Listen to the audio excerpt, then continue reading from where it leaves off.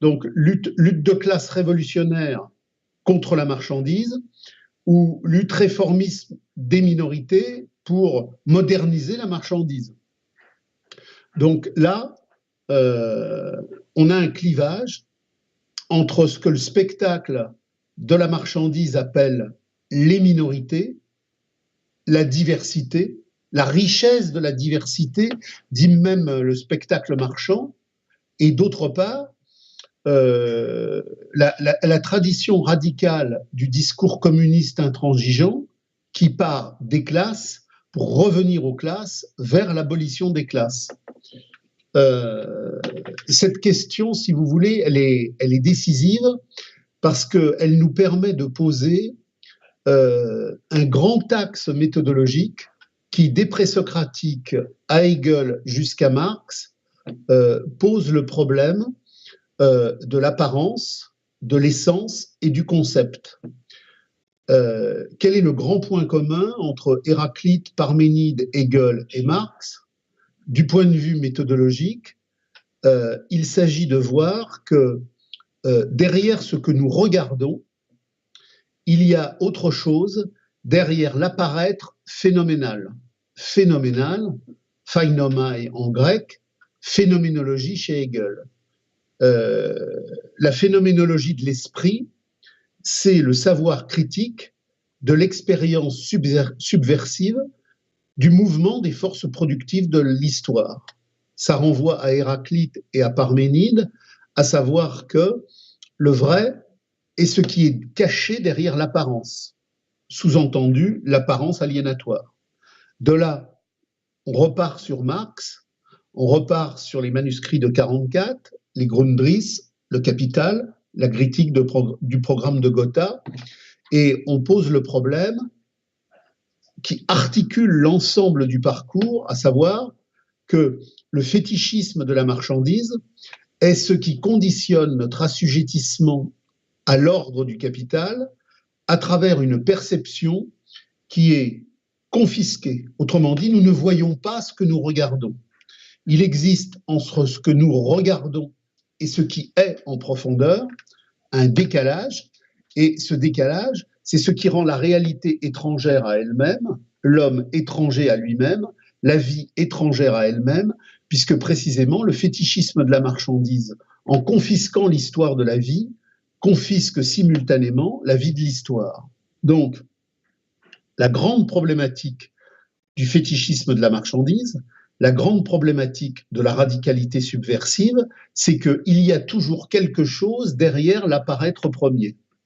Autrement dit, quand je vois l'histoire en mouvement à un moment donné, pour que les groupes communistes radicaux, tels que Marx et Engels, en ont été l'expression la plus radicale, la plus significative, la plus explosive émerge, il a fallu méthodologiquement, ce qui nous est précisé d'une manière extrêmement claire dans l'introduction au Capital, qui fait référence d'ailleurs à Hegel, puisque Marx dit d'une manière extrêmement explicite que le déclic entre les Grundrisse et le Capital, il est venu de la relecture de la science de la logique de Hegel, qui reproduit et accomplit la phénoménologie de l'esprit, c'est qu'il y a toujours quelque chose derrière l'apparence première, et que la grande différence entre la pensée radicale de subversion et d'insurrection et la pensée soumise de génuflexion et de connivence, c'est que la pensée de soumission fait l'apologie de l'apparence, alors que la pensée radicale fait la critique de l'apparence pour saisir l'essence, et à partir de là fait jaillir le conceptus, qui relie l'une à l'autre et qui permet de comprendre que toute parole étatique, toute parole marchande est imposture par essence. Donc, on retrouve là le grand corpus hegelien qui est reproduit et radicalisé dans le cadre d'une histoire du prolétariat s'abolissant en tant que prolétariat pour faire naître la communauté émancipée, c'est que la vérité s'inscrit toujours en négatif des apparences. L'ordre des apparences, dans la domination réelle du capital, ce n'est plus les classes, ce sont les minorités. Dans la réalité historique du capital en domination formelle, il n'y avait pas des minorités et des couches sociales déambulatoires, mais des classes. Il faut en revenir pour comprendre ce qu'est une classe, ce qu'est la subversion possible de la classe, et pourquoi la pensée subversive du communisme radical est toujours revenue aux classes, en revenir finalement à ce que Marx dit lui-même. Je renvoie vos auditeurs au Capital, je les renvoie au livre 3. Le livre 3 est important puisqu'il est la synthèse du livre 1 et du livre 2. Le livre 1, c'est le procès de production. Le livre 2, c'est le procès de circulation. Et le livre 3, c'est l'ensemble des deux comme synthèse dialectique des contradictions radicales qui font que ce mode de production, à un moment donné, va vaciller dans le procès de caducité de son auto-invalidation. Dans ce livre 3, qui, je rappelle, a été publié après la mort de Marx, j'ai une section 7, et cette section 7 n'est pas terminée. Si vos lecteurs cherchent sur Internet ou prennent leur Pléiade ou quelque édition que ce soit, ils verront que le livre 3 du Capital, au niveau de sa section 7, se termine par inachevé. Mais c'est pas grave, et à la limite, c'est très bien. Parce que les quelques lignes que l'on a là, et qui sont le jaillissement de la pensée subversive de Marx, au plus profond du plus profond, ont permis d'aller à une synthèse qui est lumineuse. Marx, donc, dans cette section 7, pose le problème des classes. Et il pose le problème des classes dans le cadre du mode de production réalisé. Le mode de production réalisé, c'est le mode de production quand la dialectique des forces productives de l'aliénation marchande a produit le marché mondial de la marchandise réalisée et que nous sommes donc face à la domination accomplie du spectacle mondial de la marchandise. C'est le temps contemporain. Quand Marx, dans ce livre 3, produit la section 7, il parle de quelque chose qui est très ciblé, qui est très significatif, c'est le mode de production dans sa pureté essentielle. Qu'est-ce que ça veut dire? Le mode de production dans sa pureté essentielle, c'est le mode de production parvenu au lui-même de son lui-même totalement réalisé, c'est-à-dire débarrassé de toutes les scories qui portaient encore présence des antériorités qui, depuis le néolithique, avaient, à travers les modes de production antérieurs, produit des formes qui n'étaient pas capitalistes. Donc, le capitalisme, dans sa domination réelle achevée, tel qu'il est né à partir de la Première Guerre mondiale, que Marx n'a pas connu, mais que Marx a pointé méthodologiquement, c'est le mode de production pur qui s'est libéré de toute son antériorité précapitaliste. Et qu'est-ce que nous dit Marx? Marx nous dit qu'il y a deux matrices substantielles, le prolétariat et la classe capitaliste. Le prolétariat, c'est la classe universelle de l'ensemble de l'humanité asservie salarialement à la production de plus-value qui permet l'irrigation valorisante de la grande cybernétique de l'automatisme du capital. Et nous avons d'autre part la classe capitaliste,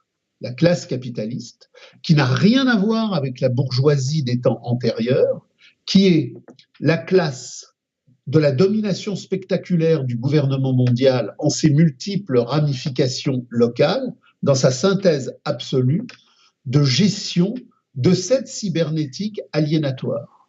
Donc j'ai le prolétariat, la classe universelle, qui représente la quasi-totalité de l'humanité asservie salarialement à la reproduction de sa vie aliénée, dans un temps où cette humanité aliénée comme prolétariat universel n'a plus aucune faculté d'autorité sur cette existence. J'ai donc la dépossession absolue, livre 3 du Capital, telle qu'elle avait été positionnée dès les manuscrits de 1944, confirmée dans la guerre civile en France, creusée dans les Grundrisse et aboutie dans la critique du programme de Gotha. Et de l'autre côté, j'ai la classe capitaliste qui n'est plus, comme l'était la bourgeoisie, la classe appropriative d'un rapport de production encore limité de l'aliénation, mais la classe anonyme, circulatoire mondiale du spectacle mondial, mais qui n'est pas propriétaire de la grande cybernétique du capital, qui est devenue un vaste système automate, impersonnel, anonyme, et qui ne porte plus à propriété individuelle, puisqu'il porte à appropriation générique de la totalité de l'humanité aliénée. Alors, certains auditeurs vont se dire, mais c'est curieux, parce que j'ai lu des textes de Marx, les luttes de classe en France, où Marx parle de multiples classes. Quand il fait, par exemple, quand il brosse le tableau de la France des années 1848-1860, Marx parle de petite bourgeoisie, de moyenne bourgeoisie, il parle d'artisans, il parle de ceci, il parle de cela. C'est beaucoup plus vaste que ces deux entités. Effectivement, parce que j'ai deux temporalités dans la structuration objective du développement des forces productives. J'ai la domination formelle et j'ai la domination réelle. La domination formelle, c'est le temps où le développement du capital n'est pas son pur lui-même. C'est le temps où il est mixte, c'est le temps où il est mélangé, c'est le temps où il est hétérogène et où, tout en étant le devenir de lui-même, il est en même temps la réception intégrée de l'avant qu'il conserve tout en l'éliminant. Il l'élimine en le conservant et il le conserve en l'éliminant. Donc, la domination formelle, c'est le temps où, puisque le capital n'est pas lui-même, il traîne derrière lui toute une série de séquences hétéroclites qui viennent de l'avant. Donc, quand j'ai Marx qui dresse la réalité critique des luttes de classe en France sous Napoléon III, il dresse le tableau, non pas de la domination réelle achevée du capital moderne pleinement réalisé, mais ce temps mixte où le capital de la domination réelle qui va naître en 14 n'est pas encore là, tout en travaillant à l'être.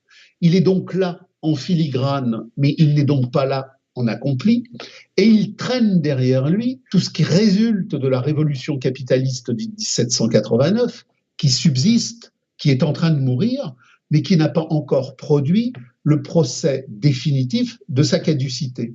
J'ai donc, quand Marx dresse le tableau des luttes de classe en France, le substrat de ce qui prépare l'advenir de la domination réelle, mais le substrat qui rend compte de ce qui résulte d'une domination formelle encore pleinement présente, à travers toutes les sédimentations de l'Ancien Régime que la révolution capitaliste de 1789 a balayées pour une large part, mais a laissé subsister pour une autre part. J'ai donc des artisans, des moyennes bourgeoisies, des petites bourgeoisies, mais tout ça dans le temps de l'essor de la valorisation accomplie est appelé à disparaître.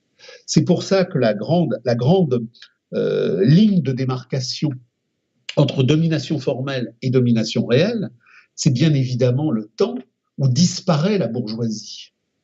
Le temps de disparition de la bourgeoisie, qui est marqué par la domination réelle du capital accompli à partir de la guerre de 14, qui signale l'entrée en décadence du mode de production capitaliste, puisque d'hétérodestructif préalablement, il devient autodestructif. Les crises, baisse du taux de profit, saturation des marchés avant 14 aboutissent à l'hétérodestruction des espaces économiques et historiques pré-capitalistes par la colonisation mondiale qui va boucler la circonférence de l'empire mondial de la domination du capital à la domination réelle qui voit que la crise de 14, au moment où l'ensemble des colonisations ont effectivement été accomplies, ne peut plus se résoudre qu'en un repartage militaire autodestructif des principaux empires capitalistes en pointe, Angleterre, Europe centrale, France, Russie, États-Unis. Donc, quand Marx, dans sa section 7 du fameux livre 3, positionne la classe capitaliste et le prolétariat, il ne contredit pas ce qu'il a expliqué dans ses ouvrages historiques par rapport à la domination formelle, par rapport aux luttes de classe en France, par rapport à la guerre civile, par rapport aux journées de juin 48, par rapport au coup d'État de Louis-Napoléon Bonaparte. Au contraire, il l'accomplit dans une méthodologie de clairvoyance radicale absolue où enfin, quand il écrit cette fameuse section 7, il voit le capitalisme du XXIe siècle. Je dis toujours, reprenant Bordiga, que le Capital n'est pas un document qui expose la biologie du capital, il est un document au sens large, foisonnant, qui expose cette biologie en tant qu'elle exprime déjà la nécrologie. Donc Marx, contrairement à tous les bénets universitaires qu'il croit, qui s'imaginent qu'il a décrit le vieux capitalisme du XIXe siècle, a au contraire totalement anticipé toute la radicalité moderne. Et si les clowns sociologiques qui de temps en temps se permettent de pointer que Marx avait ignoré le Fordisme, que Marx ignorait la post-modernité, etc., Marx avait bien évidemment tout positionné sur ce terrain-là, avec une radicalité méthodologique bien supérieure à ceux qui croient aujourd'hui avoir découvert quelque chose, puisqu'effectivement, Marx, en tant qu'expression des luttes de la classe radicale, les plus radicales de son temps, a tout prévu, non pas parce que ce serait un démiurge particulièrement choisi par les dieux, mais tout simplement parce qu'en tant qu'il était l'expression la plus radicale des luttes objectives, et puisque ces luttes objectives exposaient et identifiaient la matrice radicale du tangible des forces productives, ça lui a permis, dans le cadre de la Première Internationale, en tant qu'il était l'expression la plus radicale des groupes les plus radicaux, de tout prévoir, non pas par génie, mais par méthode. Donc,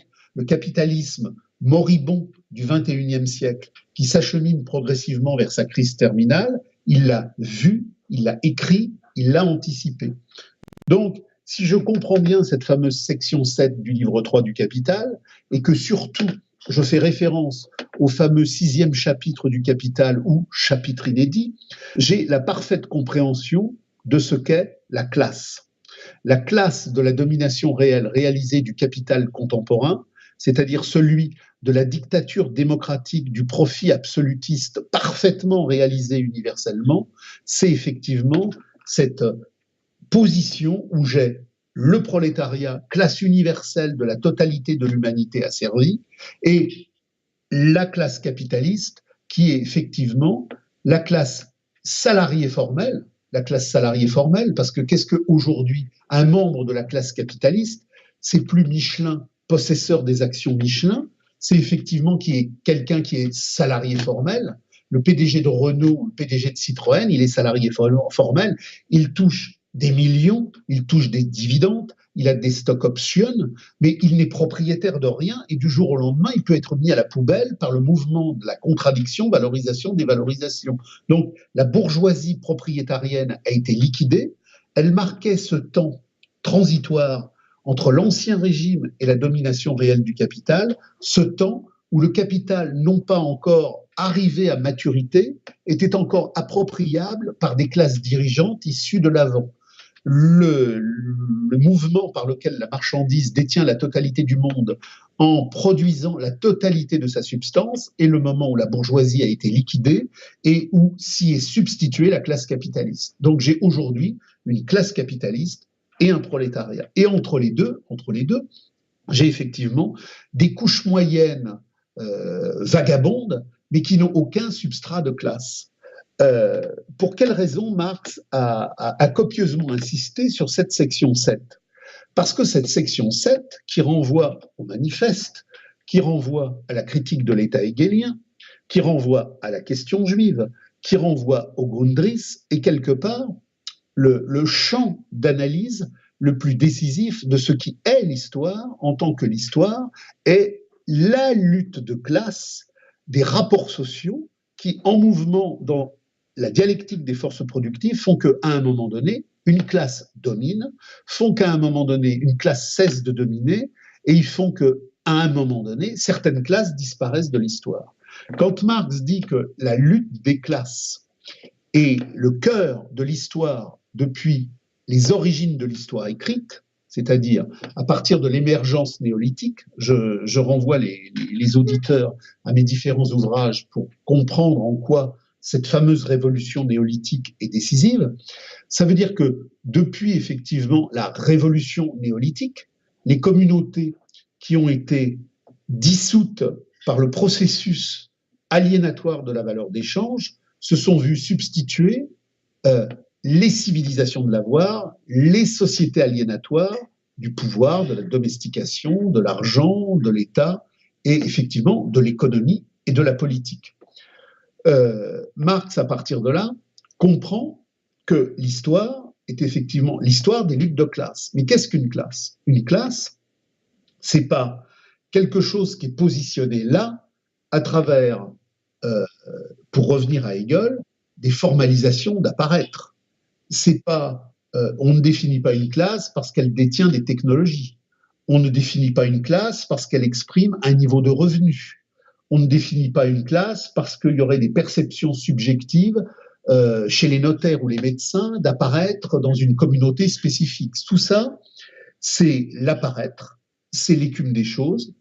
Ce sont les matérialités secondaires, c'est ce que Hegel appelle l'apparaître premier du phénomène de surface, et c'est ce que Marx, dans le cadre du fétichisme de la marchandise, va désigner comme la forme fétiche du premier regard aliéné.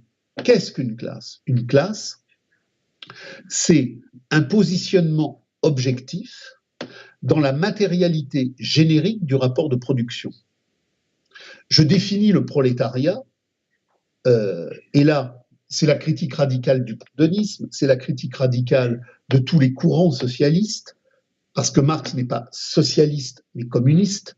Le socialisme, c'est l'amélioration des conditions d'existence de la misère. Le communisme, c'est l'arc générique historique radical qui, positionnant l'aspiration humaine radicale à créer la communauté, fait que le communisme est une biologie historique de nos sensations.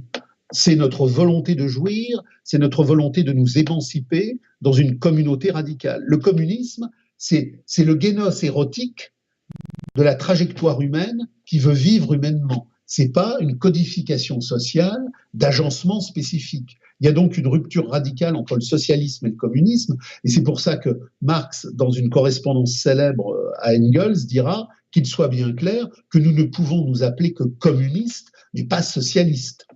Donc, la compréhension communiste du rapport radical au retour à la communauté émancipée contre l'argent et contre l'État, c'est bien évidemment la compréhension que toute l'histoire est l'histoire des luttes de classe, depuis la narration écrite des comptabilités commerciales et des aliénations artistiques, depuis que le néolithique a fait production de la valeur d'échange, qui a séparé l'homme de lui-même et qui a fait que la production lui a échappé.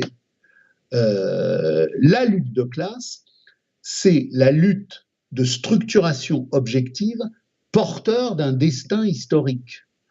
La bourgeoisie, quand elle émerge à partir de la révolution capitaliste médiévale du XIIIe siècle, elle est l'expression radicalement ciblable d'un rapport de production qui, dans la décomposition du mode de production féodal déjà amorcé, la positionne en tant que détentrice de moyens de production qui ne sont plus liés à la reproduction simple des temps antérieurs, mais qui sont liés à la reproduction qui progressivement fera naître la manufacture de la valeur d'échange en mouvement, qui ne sera pas simplement un lieu où les gens échangent leurs excédents à commercialiser, mais où toute la vie deviendra commercialisable. On a eu tout un temps où la paysannerie vivait dans la circularité simple de son autoproduction et elle allait sur les marchés vendre les excédents.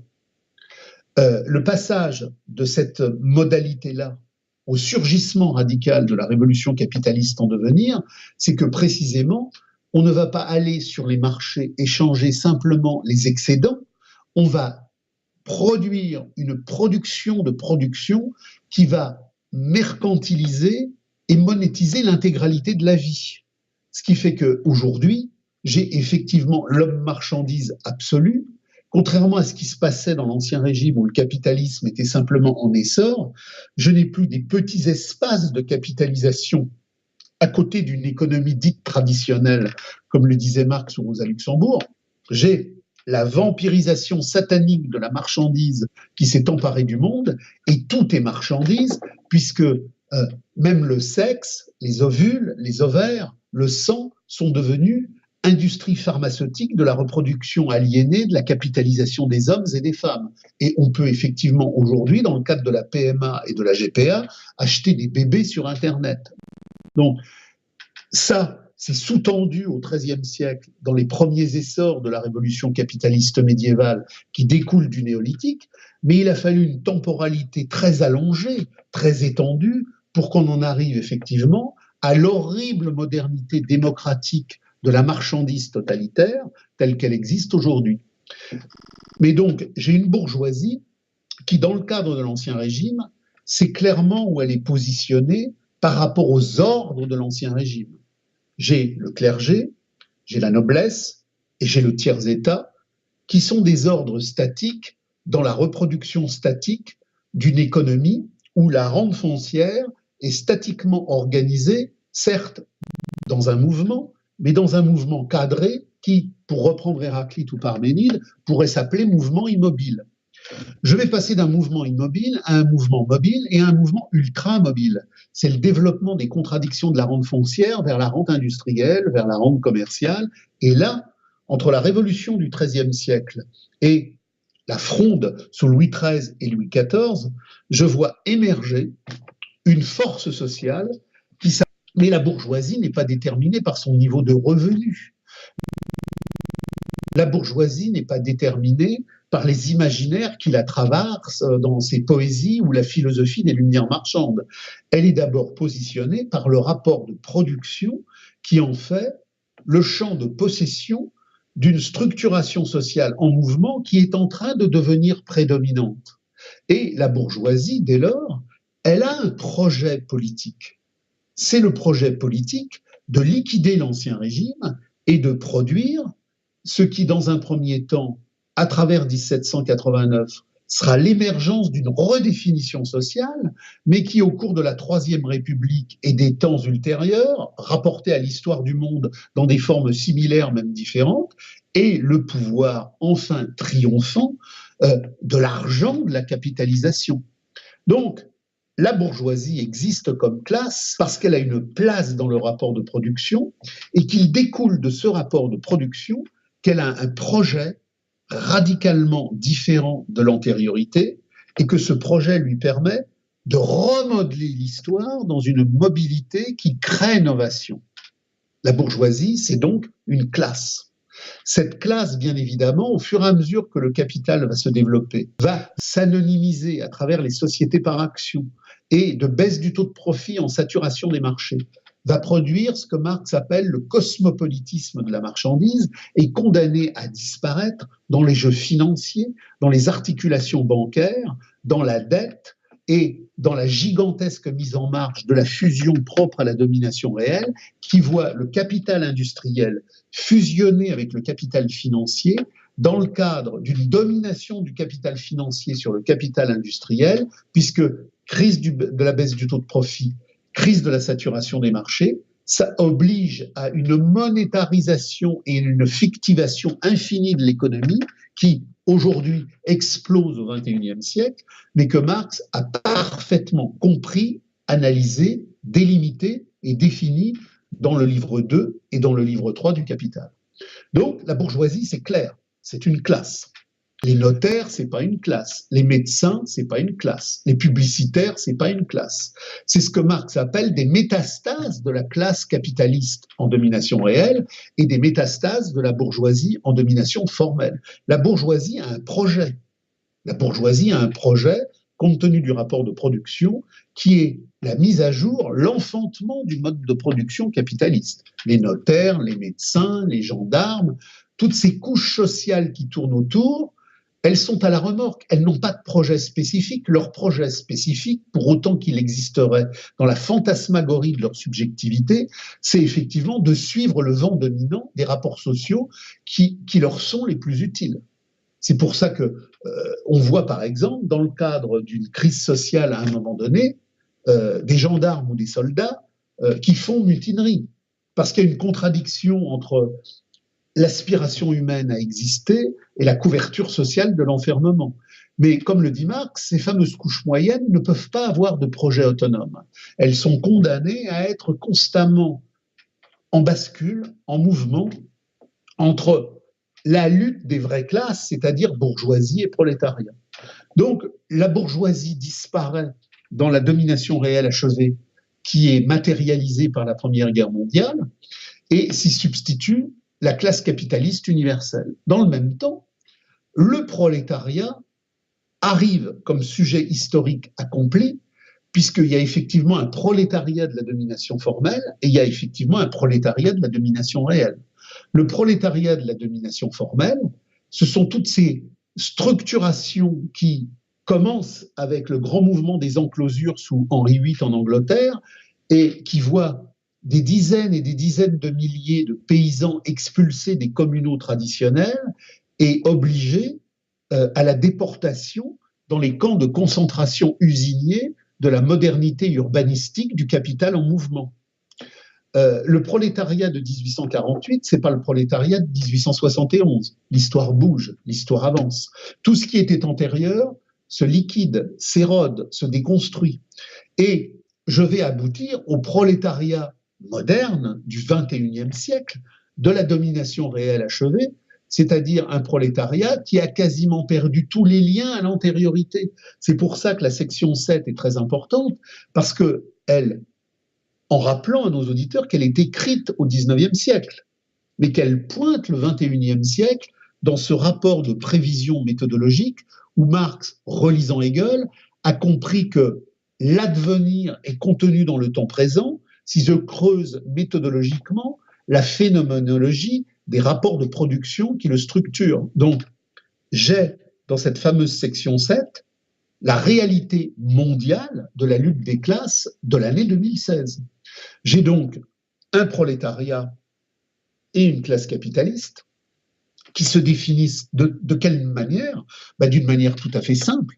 La classe capitaliste a pour seul et unique projet que de maintenir l'hégémonie du cosmopolitisme de la marchandise au niveau mondial à travers le chaos terroriste, le chaos monétaire, puisque je suis au moment où commencent à se réaliser les podromes de la crise terminale du capital.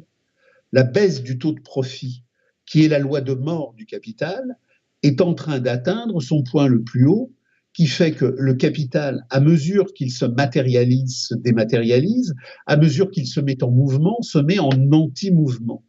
C'est ça la classe capitaliste aujourd'hui, c'est la classe de ces représentants du gouvernement du spectacle mondial qui ont pour fonction de permettre à tout prix, de sauvegarder la logique totalitaire de la marchandise en mouvement. Et de l'autre côté, j'ai le prolétariat qui est la synthèse de toutes les insurrections et de toutes les radicalités qui émergent depuis le néolithique et qui a placé l'ensemble de l'humanité dans un positionnement objectif qui fait que le prolétariat, en tant qu'il est l'humanité la plus aliénée de l'humanité aliénée, est en même temps, dans son rapport universel à la crise, le seul levier de radicalité qui peut paralyser la machine de l'oppression, la casser et l'invalider en tant qu'il est l'expression universelle de l'aliénation universelle en tant que conscience fausse, qui, quand la crise terminale du procès de production de la valorisation s'invalidera,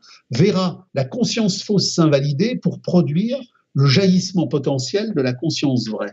Donc, ce que Marx a voulu montrer, c'est que l'histoire n'est pas une histoire de lutte, c'est pas une histoire de mouvement, de passion, de rébellion qui circulent comme ça par hasard, à travers des pulsions, des contre-pulsions, à travers des émotions, à travers des sensations, à travers des rêves, à travers des illusions. L'histoire est une lutte de classe. C'est pas une lutte, c'est une lutte de classe. Et on ne peut pas comprendre les classes si on ne comprend pas la matérialité objective qui les fait, en tant que c'est cette matérialité objective qui fait l'objectivité matérielle du sens de l'histoire. Le sens de l'histoire, c'est sa direction et sa signification. Il existe du néolithique jusqu'à aujourd'hui un sens de l'histoire qui fait signification et qui fait direction.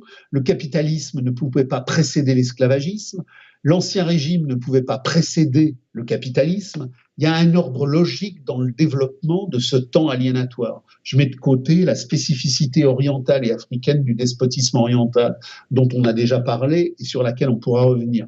Je parle bien évidemment de la spécificité qui a fait jaillir le capitalisme industriel de la domination réalisée de la dictature démocratique du capital. Donc, cette section 7, elle est difficile, elle est difficile, non, elle est courte, mais elle est difficile par sa richesse intérieure, parce que, comme elle est courte, elle dit tout en très peu de mots, et ce très peu de mots nous permet de comprendre que le seul objectif, le seul positionnement, la seule matérialité de la conscience critique, c'est vive la lutte de classe radicale du prolétariat universel pour l'abolition de la marchandise, pour l'abolition de l'argent, pour l'abolition de l'État, et donc pour l'abolition définitive du fétichisme de la marchandise et l'émergence de la communauté humaine émancipée. Et à partir de là, je définis un fil méthodologique qui est absolument incoercible. Je ne peux pas en sortir si je veux comprendre la radicalité du mouvement de l'auto-émancipation humaine et si je veux me positionner dans cette perspective-là. Tout ce qui n'est pas lutte de classe radicale est contre-révolution radicale. Toute pensée, toute action qui n'est pas articulée sur la compréhension que tout le temps contemporain est la lutte de classe radicale, active, passive, visible, invisible, aliénée, désaliénée, entre le prolétariat et la classe capitaliste, fait que celui qui n'a pas ce pensée-là ne peut être qu'un mercenaire de l'ordre capitaliste. Autrement dit, dès lors que ma pensée, mon activité, ma militance, mon discours, mon agitation n'est pas articulée sur la compréhension radicale de la lutte de classe prolétariat, classe capitaliste, je tombe invariablement dans le camp des mercenaires du capital, conscients, inconscients, rémunérés métaphoriquement, rémunérés matériellement, peu importe. Ce que veut montrer Marx à partir de là, dans la continuité objective, manuscrit de 44, critique du programme de Gotha, le capital, les Grundrisse, c'est que toute pensée qui ne s'articule pas sur la lutte de classe radicale est condamnée à être récupérée par le capital. Et c'est là où on fait une différence essentielle entre les classes et les groupes sociaux. Aujourd'hui, on assiste à une élimination totale de la classe, du prolétariat. Ce qu'il faut comprendre, c'est qu'en domination formelle, le capital avait besoin de parler au prolétariat et de parler du prolétariat, même s'il l'appelait classe ouvrière, en le sociologisant. Pour une raison très simple, c'est que la domination formelle est le temps qui voit surgir l'État-nation. La domination réelle, nous dit Marx, reprend Luxembourg et accomplit de bord, c'est le temps où est liquidé l'État-nation de l'antériorité de la domination formelle pour qu'on lui voit substituer ce que Marx a très bien ciblé dans le 6e chapitre, c'est le cosmopolitisme de la marchandise. Donc, en domination formelle, j'ai des États-nations en formation sur les vestiges de l'Ancien Régime qui doivent se constituer une classe ouvrière adéquate à l'état de la modernité d'alors qui fait surgir la nation marchande moderne de la domination formelle. La classe ouvrière est un interlocuteur obligé dans les méandres de l'aliénation, de l'assujettissement, de l'exploitation et de la domestication. Elle est donc un sujet visible qui n'est pas rayé de la carte. À partir du moment où la domination réelle du capital est enfin achevée, l'État-nation doit disparaître, la classe ouvrière doit disparaître dans le grand fétichisme de la marchandise qui chosifie la nature, qui naturalise les choses et qui fait opacité totale du mouvement réel. J'ai donc une écriture sociologique, une écriture médiatique, une écriture de tous les champs du crétinisme universitaire de la marchandise qui doit faire disparaître le prolétariat sous le tapis. Je vais donc assister à l'émergence d'une déconstruction du mouvement réel, d'une déconstruction de tout ce qui a fait la pensée subversive du prolétariat révolutionnaire et de tous les groupes communistes intransigeants qui, autour de Marx, Rosa Luxembourg, Debord, les groupes radicaux allemands, ont fait position de à bas la marchandise, vive le communisme, à bas l'argent, vive la communauté. J'ai donc cette course en avant à la déconstruction du temps et de l'espace qui se matérialise d'ailleurs très très bien dans l'insipidité universitaire française. Vos auditeurs peuvent faire référence par exemple à Althusser pour le structuralisme classique, qui va complètement désubvertiser le capital et qui va même demander à ses lecteurs de ne pas lire la fameuse section où le fétichisme de la marchandise positionne l'articulation de la démonstration en général, parce qu'on dans ce temps de la domination réelle en mouvement qui conduit à aujourd'hui, dans les années 1960 qui ont précédé 68, j'ai vu émerger un structuralisme universitaire dans le marxisme universitaire de l'imposture, où on disait aux gens, mais il n'y a plus de sujet subversif. Finalement, Marx, il n'a absolument pas parlé de la critique sociale radicale d'une explosion humanitaire contre l'argent. Il définit des catégories économiques qui permettent de gérer un capitalisme d'État équilibré. Et dans le même temps où j'avais Althusser, valet du capitalisme d'État stalinien et maoïste, qui nous disait quand vous lisez Marx, la subversion sociale, rien à voir, circuler, approvisionnez-vous aux catégories d'une économie scientifique équilibrée qui serait purement cognitive. J'avais toute une pensée qu'on retrouve aujourd'hui en Amérique sous le nom de French Theory, les Deleuze, les Guattari, les Foucault, qui passaient le prolétariat à la trappe. Vos auditeurs ont certainement lu l'histoire de la folie à l'âge classique de Foucault. C'est un livre à lire, non pas pour sa richesse, mais justement pour son insipidité radicale.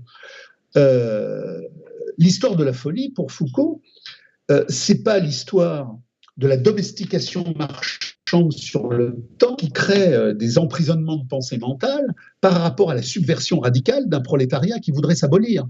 Non, c'est un éloge de la différence. Donc, à partir de toute cette pensée qui émerge dans les années 60, on a effectivement une disparition programmée du prolétariat et de la lutte des classes pour lui voir substituer ce qu'on appelle alors les minorités. On essaye de faire disparaître la classe ouvrière et le prolétariat. Le Marx subversif de l'abolition du salariat et de l'État, il disparaît, et on fait l'éloge de la folie des fous, on fait l'éloge des minorités, on fait l'éloge sociologique de la femme aliénée qui devrait avoir droit au travail, on fait l'éloge des minorités sexuelles, on fait l'éloge de toute une série de catégories qui ne sont pas des classes. Et cet éloge n'est pas anodin. Il n'est pas comme ça parachuté par un pur hasard. Il correspond à la modernité réalisée de la dictature absolue de la démocratie du capital qui doit faire disparaître les classes. Qu'est-ce que Marx nous dit dans la fameuse section 7 ?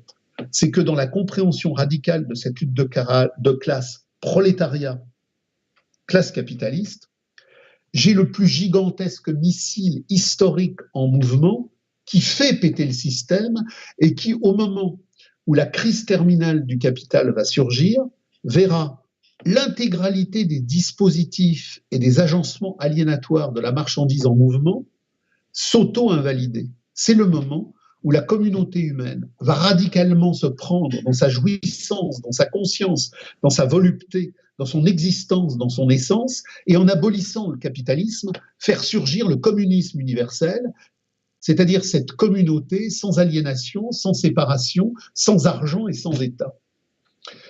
La domination réelle achevée du capital, c'est le moment où le capital est le plus fort, mais c'est le moment où il est le plus fragile, parce que c'est le moment où la contradiction valorisation-dévalorisation est au summum de son explosivité.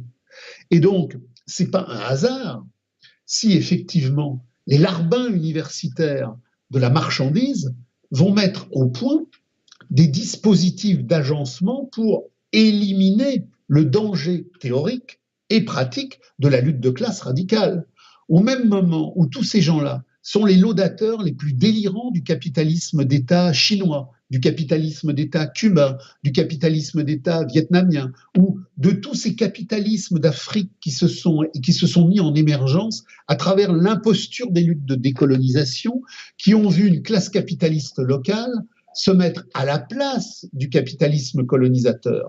Il y a une gigantesque mystification internationale qui circule, et il faut surtout faire oublier, on en revient à l'oubli de l'être, Hegel, Héraclite, Parménide, il faut surtout faire oublier l'essentiel, c'est qu'il existe une lutte de classe radicale qui traverse ce monde, et que c'est cette lutte de classe radicale qui peut, et qui à un moment donné fera exploser le monde. Donc, le capital, et bon, vous prenez les derniers clowns de la représentation Terra Nova vous explique clairement, il n'y a plus de classe ouvrière, maintenant il y a les immigrés, les femmes, les homosexuels, donc tout ça s'est mis en marche pour substituer à la catégorie de classe, qui est une catégorie radicale qui va nécessairement vers l'abolition de la marchandise, quand le prolétariat s'insurge au moment de la crise terminale du capital, des catégories inoffensives. Les luttes des minorités, les chartes de la diversité, les immigrés, les noirs, les femmes, les homosexuels, tout ce que vous voulez, on peut faire une caravane à l'infini, sont des structurations sociales qui ne sont pas des classes, qui ne portent pas en eux l'abolition de la marchandise, mais qui portent au contraire en eux la rénovation de la marchandise. Donc, on a aujourd'hui une disparition complète du discours de classe radical, intransigeant, Rosa Luxembourg, Bordiga, Marx, Gustave Lefrançais, Malatesta, et on lui a substitué un carnaval, une foire du trône, où circulent toute une série de catégories qui veulent avoir leur place dans le repartage des marchés, marchés symboliques, marchés matériels, marchés nationaux, marchés internationaux, mais qui veulent avoir leur place dans la marchandisation humaine. On a donc des luttes anti-homophobes, on a des luttes antisexistes, on a des luttes antiracistes, mais où vont-elles ? Elles vont toutes dans la glorification de la marchandise. Et elles ne vont pas toutes dans la glorification de la marchandise, parce que les gens qui s'en sont fait les apôtres seraient des méchants ou des idiots, même si beaucoup peuvent être méchants ou idiots, mais parce que structurellement, la position objective qui est définie par la dialectique des forces productives de l'histoire fait que toute revendication qui surgit de ce terrain-là a pour objet la recomposition marchande de la domination réalisée de l'aliénation narcissique. Donc, ces groupuscules, ces groupes, ces courants, ces galeries marchandes, ces boutiques ne sont absolument pas problématiques pour le capital. C'est pour ça d'ailleurs que le capital les met en valeur et en fait la centralité de son spectacle. Le capital n'a peur que d'une chose. Il a peur de la lutte de classe radicale du prolétariat qui, quand la crise le fait surgir, est le seul vecteur qui peut l'invalider. Le capital, il a eu très peur en mai 68, et c'est précisément parce qu'il a eu très peur en mai 68 qu'il a activé l'armée de réserve immigrée pour substituer au prolétariat communard européen de conscience radicale antisalariale un prolétariat de réaménagement de la marchandise qui, dans la substitution des remplacements mis en mouvement, ne lui pose pas de problème, puisque les seuls problèmes qui peuvent avoir lieu sont, même quand il y a des émeutes, nous voulons le repartage de la marchandise. On a exactement la même problématique pour ce qu'on appelle les luttes de femmes, les luttes homosexuelles, toutes les luttes écolo-bobo périurbaines. Il s'agit d'aménager la marchandise. Donc, ce qu'il faut comprendre, c'est que il existe une frontière radicale entre la pensée subversive et la pensée de soumission. C'est la compréhension totale, critique de ce qu'est la lutte de classe, puisque la lutte de classe est le seul rapport de compréhension théorico-pratique qui permet l'émergence du communisme, c'est-à-dire de la communauté humaine libérée définitivement de l'argent et de l'État. Et ce qui est très significatif, c'est qu'aujourd'hui, la pollution de la marchandise est si répandue que si vous allez sur Internet, bon, moi j'y vais pas parce que ça m'emmerde globalement, mais j'ai beaucoup de correspondants qui m'en parlent, vous avez encore des micro-chapelles en décomposition qui se réclament de Marx, qui se réclament de l'abolition de l'argent, qui se réclament de l'abolition de l'État, mais qui ont tellement été intégrés au dispositif capitaliste qu'ils ont été obligés d'intégrer la totalité du dispositif capitaliste dans leur catéchisme statique qui est sans compréhension radicale de la dynamique de lutte de classe, et ils sont tellement pollués et investis que même quand ils parlent de la lutte de classe,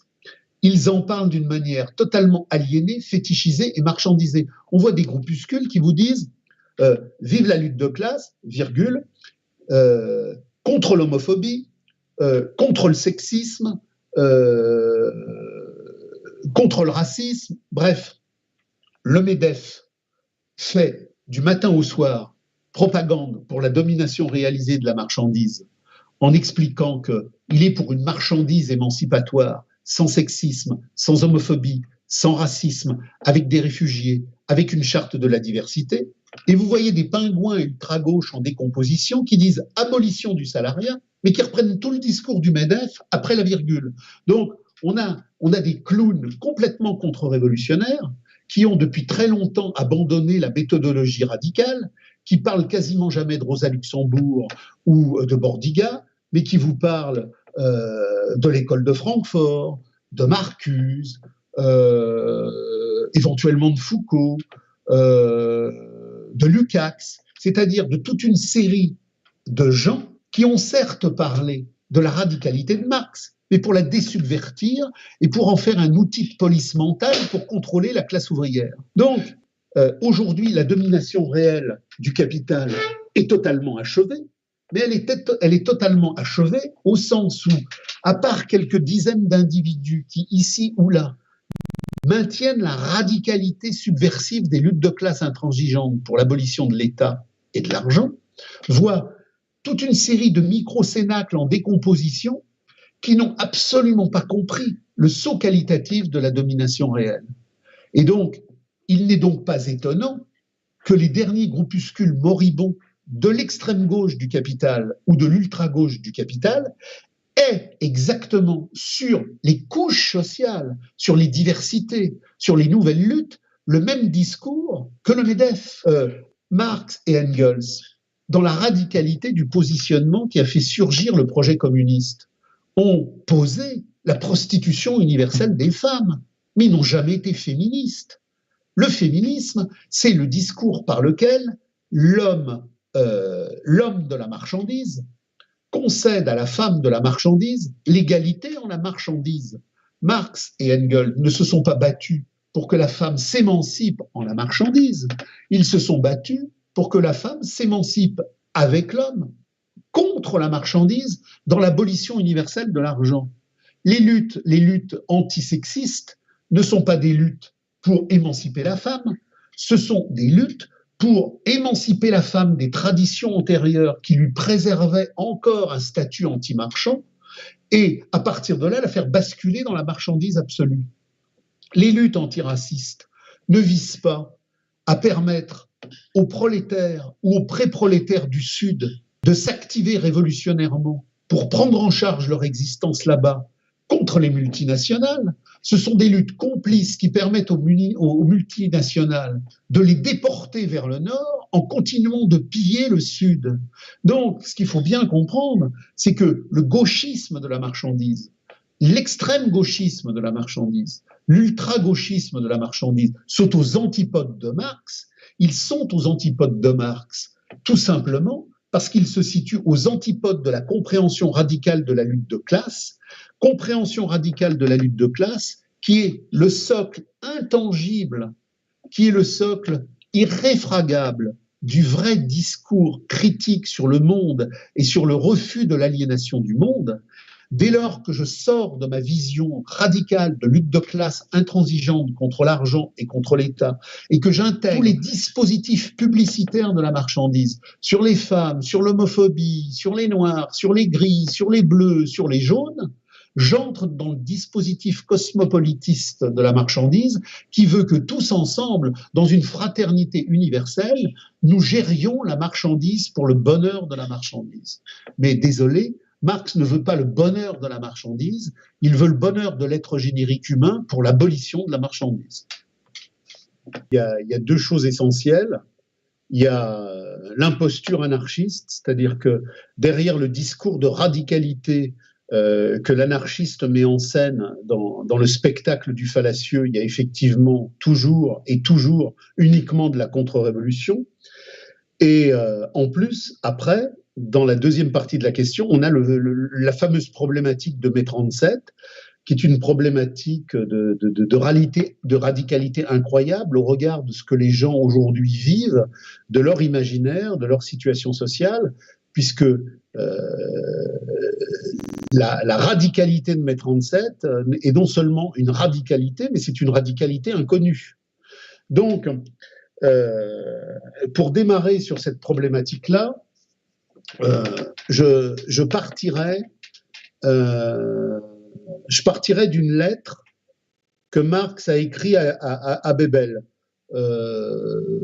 Ça me vient comme ça d'un seul coup, j'ai pas la date. Moi, je dirais que la lettre que Marx écrit à Bebel, elle doit dater. D'ailleurs, je dis des bêtises. C'est pas une lettre de Marx à Bebel. Oui, c'est une lettre d'Engels à Bebel. Et cette lettre d'Engels à Bebel, alors j'ai dit Marx parce que si Engels écrit à Bebel et que Marx n'est pas là, c'est bien évidemment toute cette rencontre entre Marx et Engels, telle qu'elle a produit entre autres l'idéologie allemande qui est un texte majeur, parce que c'est l'articulation méthodologique de toute la radicalité anti-État, de toute la radicalité anti-argent. Marx, dès 1844, dans la critique de Hegel et dans tous les textes sur la censure, les gloses marginales, positionne une différence essentielle qui marquera toute sa vie jusqu'à la critique du programme de Gotha. C'est la problématique de l'émancipation politique rapportée contradictoirement à la problématique de l'émancipation humaine. C'est-à-dire que le projet communiste, qui est le projet biologique de notre histoire depuis le néolithique. C'est-à-dire que, pour en revenir à la fameuse lettre à Rug, quand Marx dit à Rug en 1843, le communisme, c'est le vieux rêve de l'ancestralité qui n'a pas cessé de traverser l'histoire et qui aujourd'hui peut enfin s'accomplir. Ça veut dire que quand la révolution néolithique a cassé les communautés de l'être pour leur substituer les sociétés de l'avoir, elle a certes cassé la communauté de l'être, mais la communauté de l'être, si elle a disparu géographiquement dans l'objectivité matérielle des situations physiques de l'humanité aliénée, elle n'a pas cessé dans la matrice des voluptés, des désirs, des érotismes, des consciences, des aspirations, des souhaits, de continuer à vibrer, de continuer à se projeter et à se prolonger. Donc le communisme est véritablement une biologie historique de notre saveur humaine. C'est pas un projet socialiste de réagencement du monde qui est écrit sur un catéchisme d'équation cérébrale. C'est effectivement un désir charnel de retrouver la sève cosmique de la communauté humaine sans argent et sans État. Donc, cette réalité-là, elle pose à un moment donné la compréhension radicale de ce que va être l'adversaire. L'adversaire dans le cadre de la lutte des classes entre le prolétariat universel, c'est-à-dire l'ensemble des hommes dépossédés de leur qualité humaine par la marchandise, et la classe capitaliste qui est la sphère organisatrice du gouvernement du spectacle mondial, elle aboutit à un moment donné,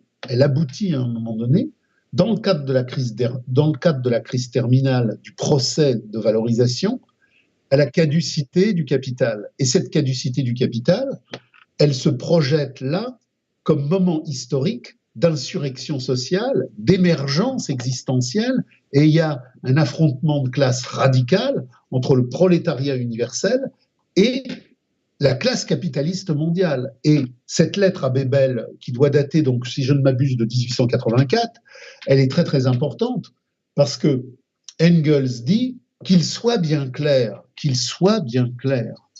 que notre ennemi sera décisivement la démocratie pure.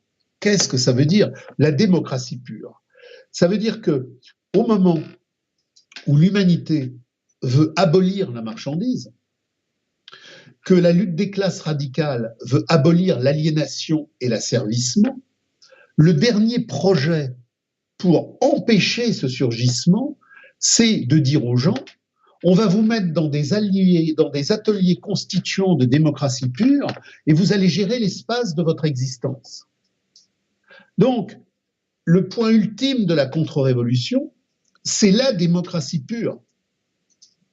En se rappelant que la démocratie, elle surgit du démos, dans le surgissement historique de l'aliénation, quand en Grèce, on passe du communisme à l'argent, du génos, de la souche sans État, au démos, c'est-à-dire au territoire de la valeur d'échange en mouvement. Qu'est-ce que la démocratie? La démocratie, c'est un espace où règne la valeur d'échange et où le démos, le dème, est une unité territoriale d'autogestion de la mer de marchande. La démocratie, c'est l'autogestion de la mer de marchande. Dans le communisme, il n'y a pas de gestion.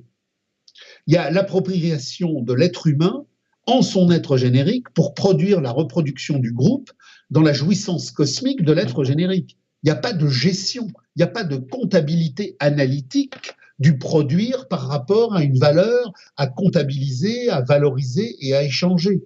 Dans la communauté, il y a une centralisation mondiale des besoins et des distributions, mais c'est l'anti-gestion et c'est l'anti-comptabilité. Donc, tous les groupes radicaux qui, dans les années 30, ont surgi autour du réveil communiste, autour de Bilan, autour de l'Union communiste, dans des formes données, avec des imperfections, avec des opacités, ont compris que l'ennemi absolu du prolétariat qui veut s'abolir pour produire la communauté émancipée, dans sa forme supérieure, c'est la démocratie. La démocratie est la forme supérieure de la dictature, et la dictature est la forme inférieure de la démocratie.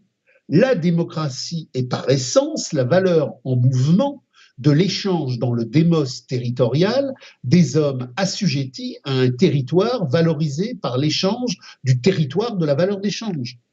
Donc, cette lettre à Bebel est décisive, et elle est d'autant plus décisive qu'on est dans une époque où Engels était déjà dans un glissement plus ou moins social-démocratique, alors même qu'il était dans ce glissement, en souvenance de l'idéologie allemande et des grandes confrontations avec Marx, même si le poids du temps qui n'était pas à la Révolution le faisait effectivement parfois aller là où il n'aurait pas dû aller, il avait quand même ce sursaut méthodologique et il rappelle à Bebel qu'il doit être clair que c'est effectivement toujours la démocratie qui fusille le prolétariat.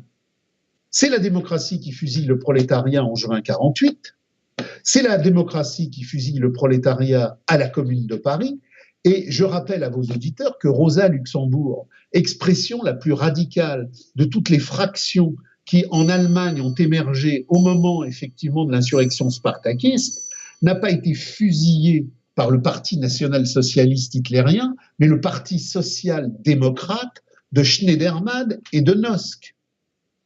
Quelques décennies après, la social-démocratie a même eu le culot de produire par les postes allemandes un timbre à la mémoire de Rosa Luxembourg. La problématique qui est posée là, c'est la problématique que vont poser les groupes radicaux dans les années 30, quand va surgir la problématique fascisme-antifascisme. Le nazisme prend le pouvoir en 1933, quand entre 1921 et 1933, la social-démocratie a exterminé les courants radicaux insurrectionnels du prolétariat.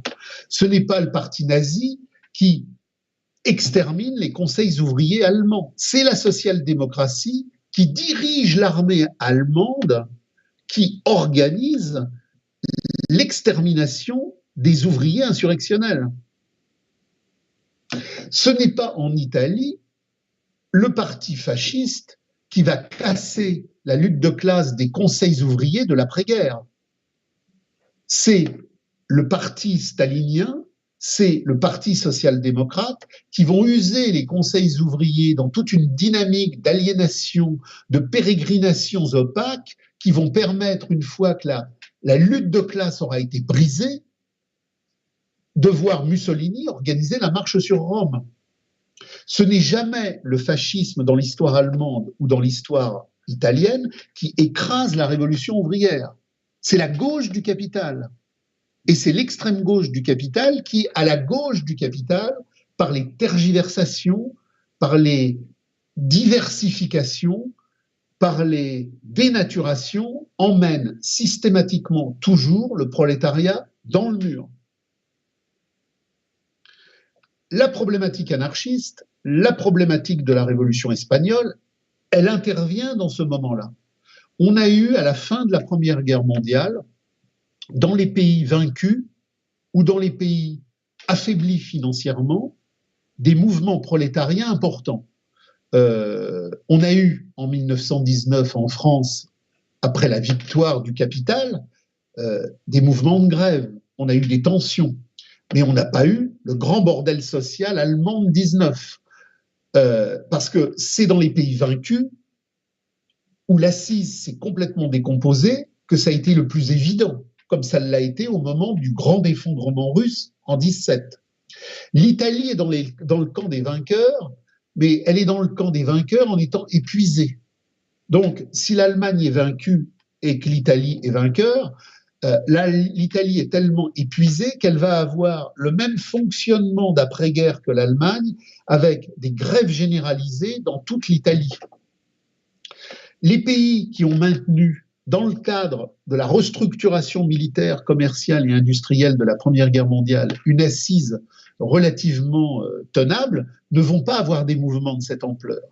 Ce sont les pays qui sont effectivement les plus fragilisés, d'abord le camp des vaincus et les strates les plus fragilisées dans le camp des vainqueurs.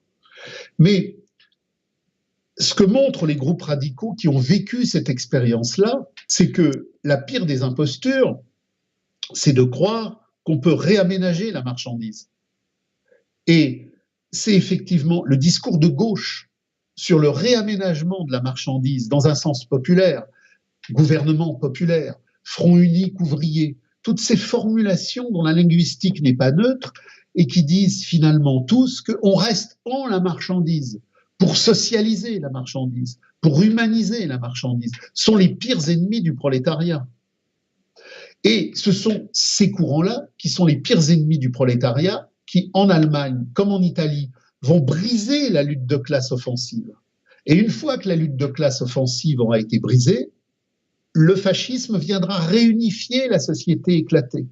Le fascisme est une forme de réunification en Italie et en Allemagne de la société brisée par la guerre, de la société brisée par la lutte de classe radicale de l'après-guerre, dans le cadre d'une recomposition géopolitique internationale de fragilité endémique. Il n'y aura pas de fascisme il n'y aura pas de fascisme aux États-Unis. Il n'y en a pas besoin. Il y aura le New Deal. Le New Deal des pays fragilisés, ce sera le fascisme. Et le fascisme, après l'écrasement de la lutte de classe prolétarienne par la gauche et l'extrême gauche du capital, viendra unifier la société. Le travail est fait. Le prolétariat est écrasé. On peut donc unifier la société éclatée, mais où plus aucun risque de dérapage social massif existe. L'Espagne, c'est 36. Pourquoi c'est 36 ? Tout simplement parce que le développement des forces productives dans le cadre de la géopolitique du monde, dans le cadre de la géopolitique de l'Europe, fait de l'Espagne un secteur très archaïque du développement capitalistique européen de ces années-là. Donc, la grande crise qu'avait connue l'Allemagne dans les années 20 ou l'Italie dans les mêmes années, elle se décale. Il y a bien évidemment des grèves, il y a bien évidemment des mouvements en Espagne dans les années 20, mais ces mouvements, ils ne produisent pas ce qui se passe en Italie ou ce qui se passe en Allemagne. Et dans le cadre des nouvelles restructurations qui sont imposées par la crise de 29, dans le même temps où en France, on a un mouvement offensif de la classe ouvrière, mais qui sera cassé par le Front populaire. Je rappelle la formule, les usines étaient occupées par les ouvriers, mais les ouvriers étaient occupés par les usines. Le Front populaire a tout fait pour que la lutte reste enfermée dans les usines, ne sorte pas de l'enclosure usinière pour produire une généralisation radicale contre l'État. C'est simplement une lutte de réaménagement. qui est étouffé dans la formalisation réformiste du Front populaire du capital. En Espagne, on a à la fois un historique différent, on a à la fois une crise qui va cumuler celle de 29 et celle des difficultés de l'après-guerre, et qui va faire que là, et seulement là, en 1936, compte tenu de l'histoire spécifique du moment et compte tenu de l'histoire de la longue durée, à travers toute la spécificité espagnole, et je rappelle que Marx a travaillé en particulier la spécificité espagnole en montrant que l'histoire de l'Espagne n'avait rien à voir avec le féodalisme classique qu'on avait connu en Europe, mais que dans le champ justement de la Reconquista, s'était construit une monarchie spécifique qui, dans son agencement à la rente foncière, faisait que l'histoire de l'Espagne s'apparentait davantage au despotisme oriental qu'au féodalisme occidental. On a donc là des communautés spécifiques qui renvoient au despotisme oriental, mais qui, compte tenu de la temporalité ouverte, qui est spécifique au tumulte paysannier de l'Europe de l'Ouest, font qu'il y a toute une matrice caractéristique qui explique toutes ces luttes radicales, paysannes, insurrectionnelles. Et là, rappelons-nous l'invasion de l'Espagne par Napoléon Ier. Napoléon Ier envahit l'Italie, ça pose quasiment aucun problème. Quand Napoléon Ier met Joseph, son frère, à la tête de l'État espagnol pour moderniser l'Espagne dans le sens de la révolution capitaliste de 1789, on a une chouannerie puissance 600 et on a des millions d'Espagnols qui prennent les armes, non pas simplement dans un rapport patriotique anti-français à l'armée napoléonienne, mais par rapport à la défense des fueros, des germanias, de toute cette spécificité foncière communeuse espagnole. On a donc une Espagne caractéristique qui fait que, entre l'archaïsme foncier, les retards industriels, on a un mouvement en Espagne dans les années 30, issu des implantations de la Première Internationale, mouvement marxien, mouvement bakounинiste, qui fait qu'il y a un feu ardent. Le feu ardent, c'est pas simplement parce qu'il y a la CNT et la faille, c'est-à-dire expression politique de l'anarchisme officiel, mais c'est aussi parce qu'il y a une réalité d'ébullition indépendamment de cet estampillage-là. Les ouvriers ne sont pas radicaux parce qu'ils sont à la CNT, les ouvriers sont à la CNT parce qu'ils sont radicaux. Et l'expérience espagnole, ce sera le déchiré du voile qui montre que la radicalité CNT-faille est verbale, mais qu'elle est puissamment contre-révolutionnaire dans la réalité de l'action. Il y aura donc là une expérience en laboratoire vivante de ce qu'est l'anarchisme officiel. Dans la Première Internationale, il y a eu à de multiples reprises de lourds conflits. Je mets de côté les dérivations personnelles narcissiques, mais de lourds conflits méthodologiques entre les blanquistes, les Proudhon bakouninistes et les marxiens. L'opposition entre ce qui allait devenir les anarchistes et le groupe Marx, elle ne tenait pas au fait qu'il fallait abolir ou pas abolir l'État. Elle tenait au fait qu'il fallait bien évidemment comprendre ce qu'est l'État. La problématique anarchiste classique vise en général à décréter l'abolition de l'État. Vous avez d'ailleurs des tas de textes anarchistes qui ne comprennent absolument pas le rapport entre l'État, les forces productives aliénatoires de l'économie, la révolution néolithique, la dynamique appropriative. Pour beaucoup d'anarchistes, l'État, c'est une structure autoritaire qui est là, qui est posée là. Vous avez même Pierre Clastre, que je respecte énormément pour ses travaux sur les Guayakis, mais qui, dans un certain nombre de textes, vous sort ces énormités du style « c'est l'État qui a créé l'économie ». Alors que c'est bien évidemment l'inverse. Donc, il y a chez les anarchistes une prétention théorique, une prétention à la radicalité, mais qui n'est assise sur rien au niveau de la compréhension du processus historique. Donc Marx dit, bien évidemment qu'il faut abolir l'État. Il l'a dit dès 1844 dans l'introduction à la critique de la philosophie hegelienne. Il le redit d'une manière gigantesque en 1871 dans la guerre civile en France, et il le redit à la fin de sa vie dans la critique du programme de Gotha. Donc l'opposition entre Marx et Bakounine, l'opposition entre je mets de côté la social-démocratie qui est effectivement une imposture capitaliste, mais entre les courants radicaux marxiens et les anarchistes, c'est que Marx dit, avec ces courants-là, l'abolition de l'État n'a de sens que si c'est la formalisation d'un processus historique de communisation qui abolit l'argent, qui abolit l'échange et qui abolit justement la valeur d'échange en mouvement. On n'abolit pas l'État par décret. Or là, en 1936, en Espagne, on va avoir in vivo le plus grand laboratoire anarchiste en mouvement. Et ce plus grand laboratoire anarchiste en mouvement, il ne va pas aboutir à l'abolition de l'État, il va aboutir à l'étatisation de la CNT et de la faille. On aura des clowns anarchistes ministres, sous prétexte que, dans leur incompréhension méthodologique de la radicalité analytique de ce que Marx avait produit, ils ne comprennent pas que l'État n'est pas une structure qui peut être modifiée comme ça, mais que l'État est par essence une structure marchande de pourriture aliénatoire. Donc, quand va surgir la crise espagnole en 1936, c'est pas la CNT et la faille qui attaquent les casernes. Quand il y a le putsch de Franco et que le prolétariat espagnol se met en mouvement, bien évidemment, il y a plein de camions qui ont le drapeau CNT, qui ont à la peinture peint CNT faille sur les tôles. C'est un mouvement qui est peint CNT faille. Mais il n'est pas peint CNT faille parce que les gens disent c'est la CNT faille qui va sauver le mouvement ouvrier. C'est parce que la radicalité passe par ce canal-là.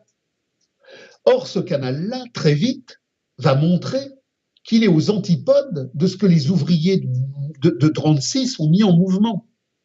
Il y a un groupe à l'époque qui s'appelle Bilan, qui est un groupe de radicalité bordiguiste qui va beaucoup plus loin de Bordiga, qui sera toute sa vie encore enfermé dans les prismes du léninisme et du bolchevisme, et qui dit très clairement, le 16 juillet, les milices ouvrières sont une milice radicale qui est porteuse de subversion, mais dès le lendemain, à partir du moment où l'État est laissé en place, cette milice ouvrière de radicalité potentielle devient un agent capitaliste. Quand le coup d'État de 36 a lieu et que Franco, avec l'armée d'Afrique, c'est-à-dire des milliers de Marocains embrigadés dans l'armée espagnole, sans conscience radicale, vont se mettre en mouvement pour écraser la réalité ouvrière espagnole. Les milices ouvrières se mettent en mouvement et ces milices ouvrières sont en situation de radicalité, sont en situation d'extrémisme. En Catalogne, qui est le lieu majeur de l'implantation de la CNT et de la faille, Campanis, qui rédigera ses mémoires, voit le tumulte. Il s'imagine que les dirigeants de la CNT vont débarquer chez lui, lui botter le cul et le foutre dehors. Mais pas du tout. Il les voit arriver et les dirigeants de la CNT et de la faille lui disent on va travailler ensemble contre le coup d'État franquiste. Donc, pour en revenir à Marx dans la lettre à Bebel, pour en revenir à la réalité de la compréhension de la lutte de classe radicale, le prolétariat, dans son mouvement d'auto-abolition, dans sa radicalité subversive, se bat contre le capital et il se bat contre l'État. Il ne se bat pas contre une fraction du capital, il se bat contre toutes les fractions du capital. Et là, on retrouve la problématique de la phénoménologie de l'esprit avec apparence et essence. La marchandise, c'est pas la droite. La marchandise, c'est pas l'extrême droite. Ça, c'est le discours gauchard de la publicité aliénatoire pour faire du prolétariat l'assujetti absolu et éternel à la gauche, avec les flics de la gauche, de l'extrême gauche et de l'ultra-gauche du capital. Le capital, la marchandise, ce sont toutes les fractions du capital de l'ultra-gauche à l'ultra-droite. Du courant trotskiste le plus extrémiste au courant franquiste le plus extrémiste, tous les courants du capital aspirent à reproduire la marchandise sous une forme ou sous une autre. Quand émerge la crise espagnole de 1936 avec le pronunciamento de Franco, on a une carte de la géographie politique qui est très claire. On a à gauche, dans le front populaire du capital, les radicaux, les socialistes, les staliniens, la CNT, le POUM, même si entre eux, ils se dévoreront. On a à la droite du capital, dans le cadre du pronunciamento, les phalangistes, les carlistes, les libéraux droitistes, les conservateurs, etc., tout ce que vous voulez. On a deux camps. Mais la radicalité prolétarienne en mouvement, elle met face à face ces deux camps et elle les rejette comme deux variantes du capital. Qu'est-ce que va faire la CNT? Qu'est-ce que va faire la faille? Elle va considérer qu'il y a un camp qui est moins néfaste pour le prolétariat que l'autre. Et l'antifascisme, en ce sens, comme le diront les groupes radicaux de l'époque, est bien le pire produit du fascisme. Parce que la problématique de la lutte de classe radicale, c'est d'abattre et le fascisme et l'antifascisme, et la droite, et la gauche, et le centre, et l'extrême droite, et l'extrême gauche. L'ennemi du prolétariat, l'ennemi de l'humanité, c'est pas les écuries politiques ici ou les écuries politiques là-bas. C'est la marchandise dans sa totalité aliénatoire, avec l'intégralité des écuries politiques qui veulent la gérer d'une manière ou d'une autre. Il n'y a pas à choisir entre la peste et le choléra, entre la gauche et la droite, entre la République et le franquisme. Et donc, on a à l'époque des groupes radicaux. On a le groupe radical de l'Union communiste. Vos auditeurs peuvent aller chercher le livre qui s'appelle Chronique de la Révolution espagnole, qui a été publié il y a déjà pas mal d'années chez Spartacus, avec comme auteur Chazet, c'est-à-dire Gaston Davout, qui, à l'époque, dans le cadre de l'Union communiste, a fait une recension précise du point de vue de la radicalité ouvrière des événements. On a le texte de bilan, cette revue radicale qui a été publiée en partie sous le titre Contre-révolution en Espagne, aux éditions 10-18. On peut se rapporter toujours aux éditions Spartacus, au livre de Camillo Berneri, Guerre de classe en Espagne. On peut se rapporter au texte de Benjamin Péret et de Muniz, Les syndicats contre la révolution, qui a été publié chez Eric Losfeld. On les trouve d'ailleurs plus ou moins tous sur Internet dans des formes ou sous d'autres formes, puisqu'il y a beaucoup de sites qui ont produit des extraits, même si justement les sites qui les produisent font tout pour que nous ne comprenions pas la radicalité qui va jusqu'au bout de cela. Mais donc, ce qui est décisif, si vous voulez, dans cette expérience espagnole, c'est que quand en juillet 1936, le prolétariat s'insurge, et que dans les zones les plus radicales de la CNT et de la faille, non pas parce que la CNT et la faille donnent des ordres, la plupart du temps, la CNT et la faille sont débordées par un mouvement de radicalité qu'ils n'arrivent même pas à contrôler et qui leur fait peur. Et d'ailleurs, à la base, les gens se disent « mais enfin, on se fout de notre gueule ». Pendant des années et des années, on nous a dit « à bas l'État », et maintenant, on a des camarades anarchistes ministres. Donc, c'est ubuesque comme situation. Mais et là, on peut renvoyer au livre de Bornet-Boloten sur, effectivement, la révolution espagnole. On a donc, concernant des millions d'ouvriers et de paysans, des centaines de villages et des dizaines d'agglomérations urbaines, un processus de collectivisation radicale qui exproprie le capital. Mais cette expropriation du capital dans la zone républicaine, elle pose un problème énorme parce que l'objet premier de la zone républicaine, c'est pas de s'affronter à Franco, c'est de briser cette lutte de classe radicale. Et donc, la grande problématique contradictoire dans la zone républicaine, ça va être guerre contre le fascisme ou guerre contre le capital. Il y a en zone républicaine des fractions de la gauche du capital qui s'opposent au franquisme sur une base capitaliste autre. Les franquistes et les républicains sont deux camps capitalistes. Mais il y a dans le camp républicain un troisième camp anticapitaliste. Et toute la problématique de la guerre d'Espagne, dans la géopolitique du moment qui prépare la Seconde Guerre mondiale, dans les agencements entre la France, l'Angleterre, la Russie, l'Italie, l'utilisation des troupes marocaines qui sont en première ligne dans l'extermination des ouvriers quand on prend une ville. Parce que les groupes ouvriers radicaux appellent à la fraternisation. La gauche du capital appelle à la mobilisation antifasciste. Mais les groupes radicaux comme Bilan, les groupes radicaux comme l'Union communiste appellent à la fraternisation contre tous les camps de l'impérialisme, contre tous les camps. Mais on imagine qu'entre un ouvrier de Saragosse qui est adhérent de la CNT et un paysan carliste qui est dans le camp franquiste, on arrive encore à peu près à se parler, même si on est à des années-lumière. Mais quand un métallurgiste de Barcelone se retrouve face à un mort de l'armée de Franco, la fraternisation, elle est quasiment impossible, compte tenu effectivement des temporalités contradictoires. On ne parle pas dans le même temps et on ne parle pas dans le même monde. Mais au-delà de toute cette problématique, l'urgence, c'est d'exterminer le prolétariat révolutionnaire de la zone républicaine. Et on va donc avoir en mai 37 cette tension qui est née en 36 entre le prolétariat de la base et les partis de gauche épaulés par les ministres de la CNT et de la Faille, qui voient bien qu'il y a une contradiction. Le prolétariat de la zone républicaine s'est mis en mouvement en collectivisant les terres, en collectivisant les usines, vers l'abolition de l'argent pour la définition d'une communauté émancipée. Et on lui dit, mais non, tu es de la chair à canon pour que la bourgeoisie républicaine puisse effectivement gagner contre la bourgeoisie franquiste. Donc les tensions vont monter, et en mai 37 à Barcelone, à propos d'une certaine zone où il y a un central téléphonique qui voit les différentes milices s'opposer, on va voir l'appareil d'État républicain enclencher contre les barricadiers un processus d'extermination physique et politique. Et que feront les ministres de la CNT? Et que feront les ministres de la Faille? Ils viendront épauler les staliniens républicains pour désarmer les prolétaires en armes qui se battent sur une ligne anti-argent, anti-État, et pour, en ayant brisé leur organisation, en faire effectivement de la chair à canon républicaine.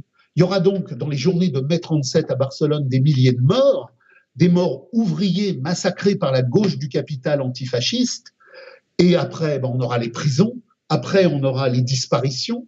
Le POUM était un peu critique vis-à-vis du stalinisme, il n'avait rien de révolutionnaire. Mais il a participé à ces journées d'une manière ou d'une autre parce qu'il savait que sa structure politique était en jeu. Andrés Nin sera arrêté, sera torturé, et on retrouve la même pourriture idéologique de l'antifascisme que pour la commune de Kronstadt.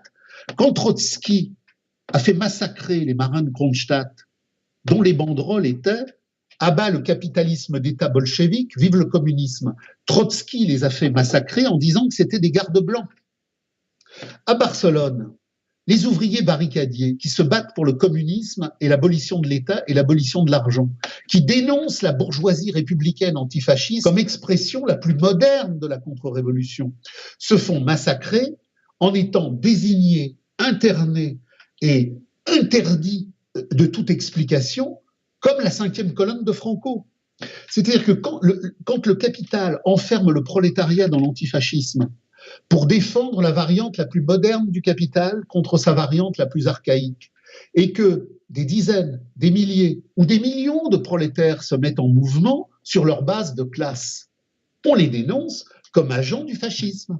Donc, les prolétaires espagnols qui voulaient la communauté sans argent et sans État étaient dénoncés comme la 5e colonne de Franco. Donc, on a en Espagne, dans la faillite absolue de l'anarchisme, la preuve définitive que les enjeux, les conflits théoriques qui avaient été posés par la Première Internationale dans le débat de Marx Bakounine sont réels. L'anarchisme n'est qu'une variante du gauchisme. On a la variante trotskiste, on a eu la variante maoïste, on a toutes les variantes possibles. La variante libertaire est la variante qui, à travers ce qu'elle a subi en Russie, parce qu'elle a été elle-même poursuivie policièrement et que des militants anarchistes ont effectivement subi la vindicte totalitaire, elle avait en quelque sorte une aura. Elle avait une aura du style « on n'a rien à voir avec le soviétisme, le socialisme d'État qui a lieu là-bas ». Sauf qu'à Barcelone, main dans la main, les ministres de la CNT et la police démocratico-stalinienne de la République ont stoppé, écrasé et fusillé les barricadiers. Donc, le truc, il est très très clair. Et moi, j'ai souvenance, étant très très jeune, puisque j'ai été pendant un certain nombre d'années dans cette mouvance CNT-FA en France, avant de découvrir Marx en approfondissement radical. Je me souviens toujours d'un groupe qui était venu à la Mutualité quand il y avait un discours de Federica Montseny, la grande ministre, qui avait temporisé pour que les barricadiers des armes. Il y avait un groupe radical de l'époque qui s'appelait Union ouvrière pour l'abolition du salariat, et ils avaient distribué un tract qui avait fait explosion en ma tête pour redéfinir les arcanes des totems et des tabous. Ce texte, alors je m'en rappelle pas avec une précision parfaite, mais c'était un truc du style anarchiste, jetez votre chemise, elle est rouge du sang des prolétaires. Donc, on sait ce que le maoïsme a fait en Chine, capitalisme d'État policier pourriture. On sait ce qu'a fait le trotskisme en Russie, capitalisme d'État pourriture. Et on sait ce qu'a fait l'anarchisme quand il a eu le pouvoir de faire quelque chose, capitalisme d'État pourriture. Donc, anarchisme, maoïsme, trotskisme, toutes les variantes du capitalisme de gauche et d'extrême gauche sont des variantes anti-prolétariennes qui reproduisent à l'infini la marchandise totalitaire. Et ce qui est très intéressant, c'est que si on lit le livre d'Orwell, Hommage à la Catalogne, Orwell, il est à Barcelone en 1937. Il voit le mensonge de la CNT et de la faille. Au début, on a cru qu'il y avait la gauche du capital qui se battait contre la droite du capital, qu'il y avait les républicains qui se battaient contre les franquistes. Et on a cru quelque part que la gauche du capital, c'était un peu moins dangereux pour le prolétariat combattant que la droite franquiste du capital. Et Orwell, il se retrouve à Barcelone dans ces années-là, il écrit Hommage à la Catalogne, et il voit que la pire ordurerie policière, que la pire ordurerie mensongère, manipulatrice et fusillante, c'est celle de la gauche et de l'extrême gauche du capital. Et quand il écrit Hommage à la Catalogne, il y a bien évidemment sa narration de l'expérience quotidienne, mais à la fin, il y a un certain nombre de feuillets un peu plus théoriques où il montre comment la CNT et la faille sont les complices objectifs incontournables de la gauche du capital démocratico-stalinienne qui fusille le prolétariat. Et cette expérience-là, elle a été décisive pour comprendre en 1984, tel qu'il l'avait en projet, et tel qu'il l'a ensuite réalisé dans la réalité du contexte produit. 1984, c'est pas la dénonciation de l'horrible stalinisme soviétique. 84, c'est la dénonciation de ce qu'il a vu en Espagne à Barcelone, qui est la collusion démocratico-stalinienne qu'on va retrouver durant toute la Seconde Guerre mondiale dans la construction des impostures, des massacres et des mensonges de justification de la marchandise novatrice. Donc, l'expérience de Barcelone, pour montrer la faillite absolue de l'anarchisme fusilleur du prolétariat, complice de tous les fusilleurs du prolétariat, elle permet en même temps à Orwell de voir cette fusion démocratico-stalinienne. Parce que c'est le brave radical socialiste Pépé Tranquille qui, main dans la main avec le NKVD, va opérer l'extermination des barricadiers. Et une fois que mai 37 aura permis l'écrasement des barricadiers dans l'insurrection de Barcelone, toutes les collectivités qui sont autour, dans les villages où on a aboli l'argent, où on a mis en marche la collectivisation de la terre, on aura le fameux 5e régiment de la République espagnole antifasciste de l'Ister qui ira exterminer les paysans insurrectionnaires qui ont collectivisé. On brûlera les réserves, on brûlera les fermes, on fusillera les insurrectionnels. Donc, la gauche du capital en Espagne, elle a prouvé, elle a montré que la gauche est le laboratoire de recherche du capital et quelle est sa fraction la plus moderniste. La gauche du capital est la fraction la plus modernisatrice du capital et la plus fusillante du prolétariat. Donc, il a compris ça. Et d'ailleurs, il y a les écrits d'après-guerre où il dit « J'ai été horrifié par ce que j'ai vu à Barcelone, parce que je n'ai jamais vu un tel décalage entre ce qui avait effectivement eu lieu et la manière dont l'empire médiatique le reproduisait à l'intérieur et à l'extérieur. » Et donc, mai 37, Barcelone, c'est la preuve absolue de l'imposture antifasciste, qui est bien le pire produit du fascisme, Parce que quand Franco arrive à Barcelone en 1939, il n'a plus rien à faire. Franco arrive à Barcelone en 1937, en 1939, il va pouvoir parcourir l'Aragon, il va pouvoir parcourir la région de Valence. Toutes les communautés ouvrières radicales ont été écrasées, et pas par lui. Le boulot a été fait pour lui. C'est la gauche du capital qui a écrasé l'insurrection ouvrière, c'est la gauche du capital qui a enfermé le processus révolutionnaire dans les pièges démocratico-staliniens de la gauche du capital. Franco peut rentrer dans la totalité de l'Espagne, rien à signaler, le prolétariat est écrasé. Et écrasé par qui? Par la gauche du capital. Donc cette expérience-là, sur la gauche du capital, sur l'antifascisme et sur la réalité objective de l'anarchisme est claire.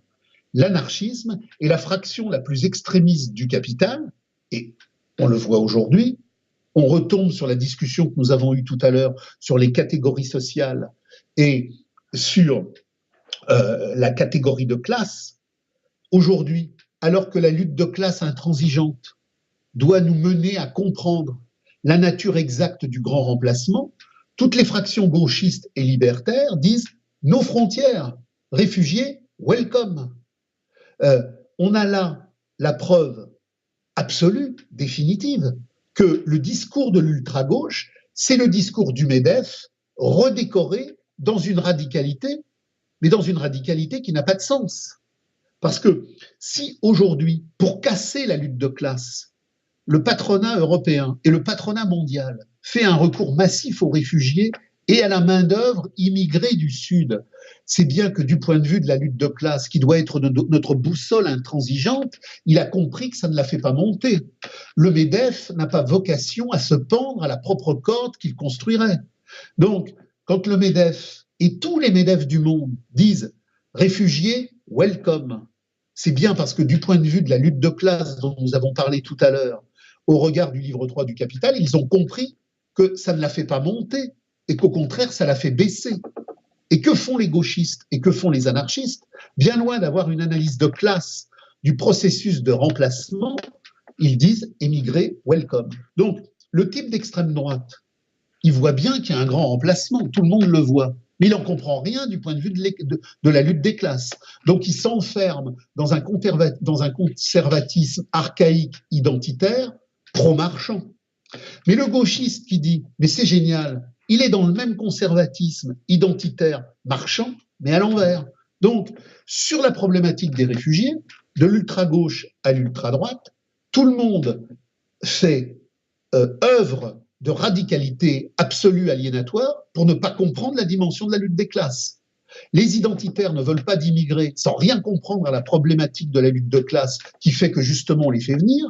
Et les ultra-gauchistes, dont les anarchistes sont les plus niais extrémistes, ne comprennent absolument pas que s'ils comprenaient la lutte de classe, ils comprendraient pourquoi le MEDEF dit « réfugiés, welcome ». Donc si vous voulez, tout est bouclé. Et c'est là où on voit entre mai 37, la première internationale, que la critique radicale que Marx a fait, à savoir que le seul objectif de la pensée critique, c'est l'abolition de l'État et c'est l'abolition de l'argent. Et à partir de là, que l'anarchisme, c'est tout ce que l'on veut, sauf l'abolition de l'État et l'abolition de l'argent, parce qu'au-delà des discours de fausse radicalité, dans la pratique, ce sont toujours les mercenaires de l'argent et de l'État. Il y a deux ouvrages à lire, qui sont deux petits ouvrages, mais extrêmement riches du point de vue de la radicalité subversive. Raoul Brémond était un ouvrier qui, dans cette mouvance autour de Bilan, autour de la guerre d'Espagne, autour de toutes les subversions qui émergeaient contre le fascisme et contre l'antifascisme, défendait la ligne intransigeante, non pas de choisir un camp contre un autre du capital, mais de dire combat absolu contre toutes les fractions du capital. Et à partir de là, il a écrit un petit opuscule qui s'appelle La communauté, mais qui est profondément riche, qui est profondément dense, et où est posé justement le problème que Hegel et Marx avaient posé sur l'aliénation. Qu'est-ce que la communauté? La communauté, c'est le rapport de transparence à l'humain qui abolit les aliénations, qui abolit les servilités, qui abolit l'argent et la valeur d'échange. Et tout ça est posé, mais dans des termes simples, parce que ça part pas de Hegel et de Marx, ça part quelque part de la vie concrète d'ouvriers qui, dans les usines, se sont battus. Et à travers un vécu quotidien simplement posé dans sa simplicité, finalement, retrouve toutes les grandes articulations philosophiques les plus radicales. Et quant à l'ouvrage sur l'incontrôlé de la colonne de fer, c'est Debord et sa compagne qui l'ont traduit, et on le trouve dans sa formulation première aux éditions Champs Libres. C'est justement un prolétaire de base qui, dans la colonne de fer, au moment où la CNT et la faille sont en train d'opérer le mouvement vers la grande trahison, mais qui n'est pas une trahison, puisqu'on ne trahit jamais, on révèle sa vraie nature. Donc la CNT et la faille sont en train de révéler leur vraie nature, après avoir eu un discours contre la militarisation des milices. Ils ont une pratique de laisser faire. D'ailleurs, quand nous parlions tout à l'heure de mai 37, il y a une partie, entre guillemets, de radicaux qui, au sein de la CNT, ont récusé la collusion ministérialiste avec les démocrates et les républicains du camp capitaliste de gauche. Ils se sont appelés les Amis de Durruti. Et ce groupe qui s'appelait les Amis de Durruti et qui appelait à une junte militaire radicale contre l'État et contre l'argent, se sont retrouvés en situation de dissidence radicale contre les ministres de la CNT. Et on a entre guillemets la même dynamique dans le texte de l'incontrôlé de la colonne de fer, puisqu'il montre bien qu'il y a une dichotomie radicale entre la guerre d'Espagne comme affrontement entre les franquistes et les républicains, qui sont donc deux camps du capital, et d'autre part les milices ouvrières qui se sont insurgées, non pas pour conserver une forme de capital contre une autre, mais pour l'abolir. Donc on sent dans ce texte les tensions, les appréhensions, toutes les désillusions, toutes les tristesses. Et finalement, c'est un très bon compte-rendu de la réalité de base du milicien de base.